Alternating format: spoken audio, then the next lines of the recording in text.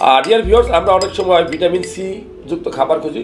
আমি 3টা বা 4টা খাবারের কথা বলবো, সবচেয়ে বেশি ভিটামিন সি থাকে। যেমন লেবুর পানি, দেখেন লেবুর রস, এখানে ভিটামিন সি এ ভর্তি। এখানে এটার সাথে সাইট্রিক অ্যাসিড আছে, এটা খাইলে কিন্তু আপনার কিডনিতে পাথর হবে কম, রক্তের খারাপ কোলেস্টেরল ধ্বংস হবে।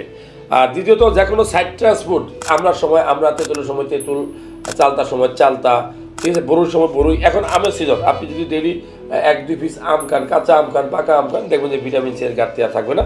এছাড়া আপনি প্রত্যেকটা সময় খাবারের সময় 1-2টা কাঁচামরিচ যদি আপনি খেতে পারেন, তাহলে আপনার শরীরে ভিটামিন সি এর ঘাটতি হবে না।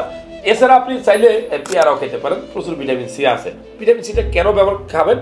এটা শরীরের স্টক থাকে না, এই ভিটামিনটা খাবার থেকে গ্রহণ করতে হয়। আর ভিটামিন সি ট্যাবলেট আপনি কতদিন কিনা খাবেন, এই হলো কথা। তো ভিটামিন সি যদি আপনি ঠিক মতো না খান, আপনার শরীরে রোগ প্রতিরোধ ক্ষমতা কমে যাবে।